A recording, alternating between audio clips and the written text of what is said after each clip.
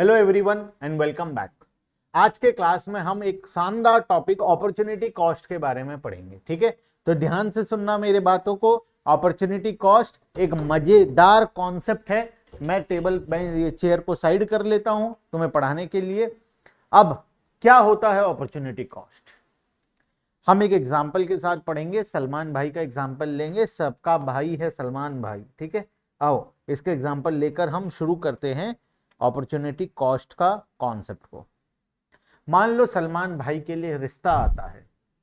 हालांकि तुम्हें पता है सलमान भाई ने अभी तक शादी नहीं किए हैं, तो मान लेते हैं 3 लोगों का रिश्ता आता है, फर्स्ट सेकेंड एंड थर्ड। किस किस का आएगा बताओ? कटरीना कैफ, कैट कैट लिख दो, कैट कैटरीना कैफ।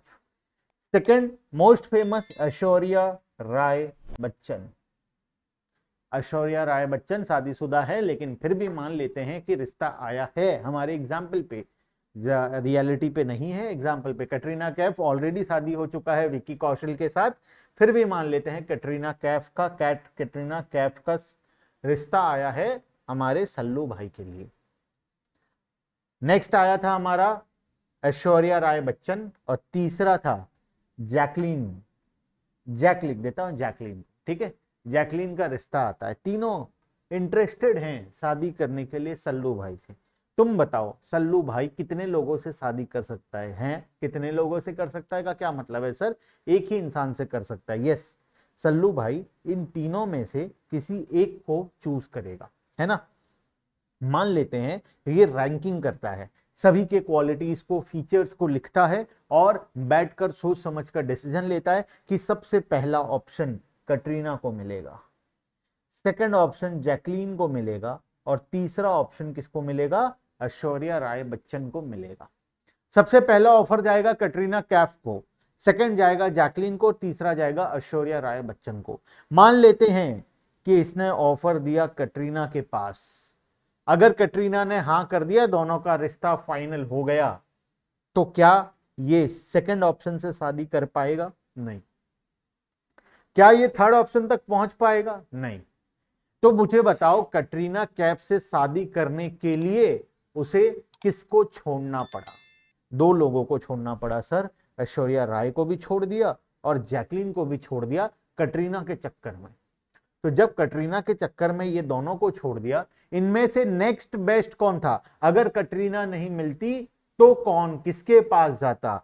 सर अगर कटरीना नहीं मिलती तो ये जैकलीन के पास जाता। तो जैकलीन बन गई opportunity cost, cost of next best alternative. मतलब जो ऑल्टरनेटिव तुमने चूज किया, जो ऑल्टरनेटिव तुमने ऑप्शन पे अवेल किया, उसके बाद नेक्स्ट बेस्ट, जस्ट उसके बाद जो ऑप्शन था वो बन गया तुम्हारे लिए अपॉर्चुनिटी कॉस्ट। मान लेते हैं कटरीना से कोई झगड़ा हो गया और कटरीना को लिस्ट से हटा दिया गया। अब ये किसके पास आया? जैकलीन के पास आया, और जैकलीन से इसका रिश्ता फाइनल हो गया। जैकलीन से रिश्ता फाइनल हो जाता है। अब जैकलीन को चूज करने के चक्कर में उसको ने किसको छोड़ा? ऐश्वर्या राय बच्चन को छोड़ा। जैकलीन को चूज करने के चक्कर में ऐश्वर्या राय बच्चन को छोड़ दिया, तो उसके लिए नेक्स्ट बेस्ट ऑल्टरनेटिव कौन था? ऐश्वर्या राय बच्चन। तो अपॉर्चुनिटी कॉस्ट बन गई ऐश्वर्या राय बच्चन।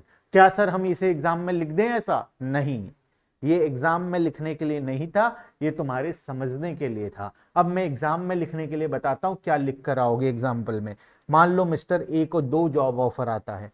मिस्टर ए है, टाटा पावर से एक आता है और रिलायंस से आता है। टाटा पावर इसको सैलरी ऑफर करता है 80,000 रुपीज, और ये ऑफर करता है 1 लाख रुपीज। बाकी सब कुछ अगर सेम है, वर्किंग का टाइम, लोकेशन, वर्क एनवायरमेंट, काम का प्रेशर, सब कुछ अगर सेम मान लिया जाए, तो बताओ मिस्टर ए कौन सा चूज करेगा? Obviously sir mister A Reliance industry choose करेगा, क्योंकि वहां पर सैलरी ज्यादा मिल रहा है। तो अगर वो रिलायंस इंडस्ट्री को चूज करता है तो उसके लिए अपॉर्चुनिटी कॉस्ट क्या बनेगा? The cost of next best alternative, जिसको उसे छोड़ना पड़ा। तो रिलायंस को चूज करने के चक्कर में उसने टाटा को छोड़ दिया, तो कॉस्ट क्या बन गया? 80,000 रुपीज अपॉर्चुनिटी कॉस्ट बन गया। क्या ये रियल कॉस्ट है? क्या उसे पॉकेट से पे करना पड़ रहा है? नहीं, ये रियल कॉस्ट नहीं है, this is a imaginary cost. ये कॉस्ट एक्चुअल में इंकर नहीं हुआ, लेकिन हम इसे काउंटिंग में लेना पड़ेगा क्योंकि 1 लाख को चूज करने के चक्कर में हमें 80,000 रुपए गंवाना पड़ा। तो 80,000 रुपए बन गया हमारे लिए cost of next best alternative, मतलब अपॉर्चुनिटी कॉस्ट। क्लियर है बात? आओ बुक में पढ़ते हैं क्या है अपॉर्चुनिटी कॉस्ट का पूरा कॉन्सेप्ट को। Opportunity cost is the cost of next best alternative foregone, जो हमें छोड़ना पड़ा। कौन सा छोड़ना पड़ा? नेक्स्ट बेस्ट, जस्ट उसके बाद जो ऑल्टरनेटिव हमारे पास था। For example suppose you are working in a bank at a salary of 40,000 rupees per month. मैं अभी 40,000 रुपीज में काम कर रहा हूं, मेरे पास 2 जॉब ऑफर आता है, एक 30,000 का, एक 35,000 का। एक एग्जीक्यूटिव का ऑफर है 30,000 का और जर्नलिस्ट का ऑफर है 35,000 का।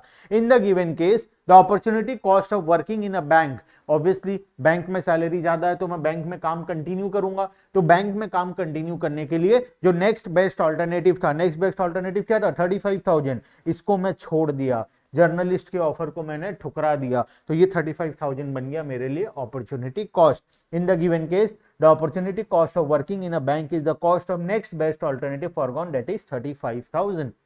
The amount of other goods and service that must be sacrificed, the amount of other goods and service that must be sacrificed to obtain more of any one good is called the opportunity cost of that good। तो 2 definition हमारे book में दिया गया है। opportunity cost is the cost of next best alternative और दूसरा the amount of other goods and service that must be sacrificed or to obtain more of any one good is called the opportunity cost of that good. तो दोनों definition को exam में लिख कर आना अगर क्वेश्चन आएगा तो, ठीक है। तो ये हो गया हमारा पूरा कॉन्सेप्ट अपॉर्चुनिटी कॉस्ट का, और मुझे उम्मीद है कि तुम्हें बहुत ही बेहतर तरीके से ये कॉन्सेप्ट समझ में आया है। आज के लिए इतना ही, बाकी का डिस्कशन नेक्स्ट क्लास में। Bye bye everyone and thank you.